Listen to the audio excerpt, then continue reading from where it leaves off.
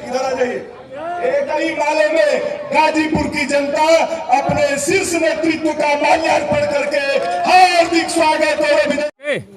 Sir, आज नामांकन में आप शामिल हुए हैं, क्या बताएंगे सर? आज का दिन बहुत शुभ दिन है। आज और मैं आज सीधे पारसनाथ राय जी को पारसनाथ राय जी के लिए अपील करने के लिए उनके समर्थन गाजीपुर का आह्वान करने के लिए सीधे बाबा केदारनाथ जी के कपाट खुले हैं, वहाँ से सीधे यहाँ आया हूँ।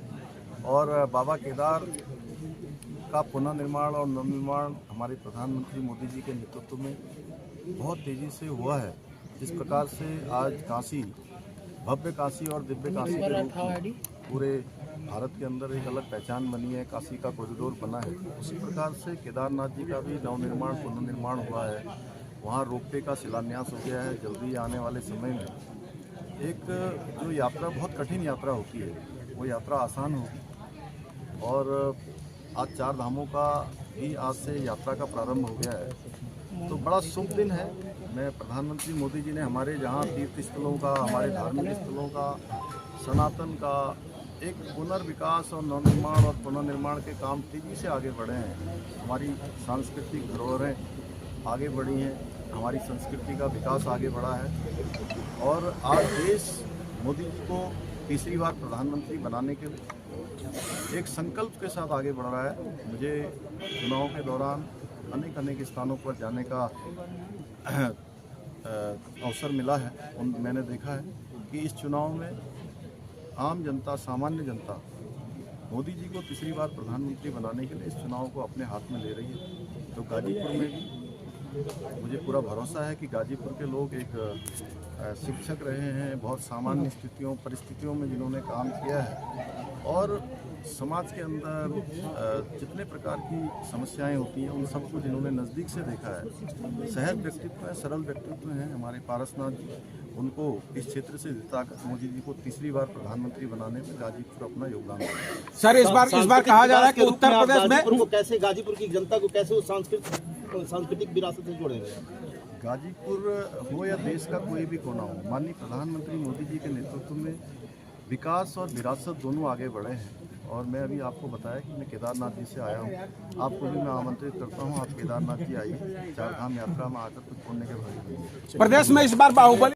नौजवान साथियों, मातृशक्ति देवियों, आज गाजीपुर के इस शहर में गली गली में नौजवानों का उजड़ा हुआ ये हुजूम इस बात का प्रतीक है कि आने वाले 1 तारीख को आप कमल के सामने वाली इतनी बटन दबाएंगे कि विरोधी की जमानत जब्त हो जाएगी और भारतीय जनता पार्टी चारों तरफ यहां से कमल का फूल खिलेगा। वैसे भी गाजीपुर के नौजवानों, यह गाजीपुर की धरती महर्षि विश्वामित्र की तपोस्थली रही है। यह गाजीपुर की धरती महर्षि जमदग्नि की तपोस्थली रही है।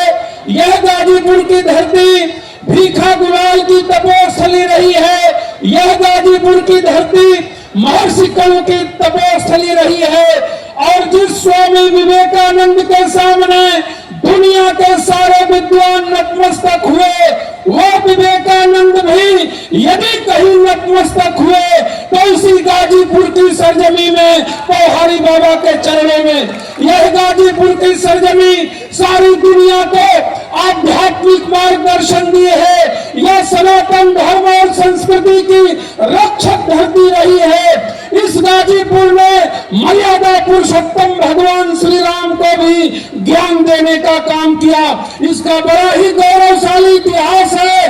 आज गाजीपुर के नौजवानों, आपको फैसला लेना है। दो विचारधाराओं के लोग आमने सामने हैं।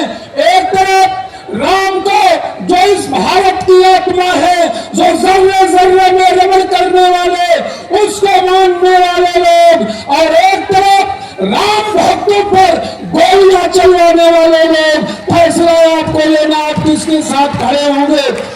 एक तरफ अखंड भारत की संकल्पना करके इस भारत को विश्व गुरु बनाने वाले लोग हैं, तो दूसरी तरफ जम्मू के उस कैंपस में भारत तेरे टुकड़े होंगे। इंशाअल्लाह इंशाअल्लाह इस टुकड़े टुकड़े गैंग के लोगों की फौज है। फैसला आपको लेना है गाजीपुर के नौजवानों। एक तरफ भारत को विश्व गुरु बनाने वाले और विकसित राष्ट्र बनाने वाले लोग, पूरे समाज को सबका साथ, सबका विकास, सबका विश्वास का नारा देने वाले। दूसरी तरफ जाति और धर्म के नाम पर इस मुल्क को बांटने वाले, इस मिट्टी को बांटने वाले लोग।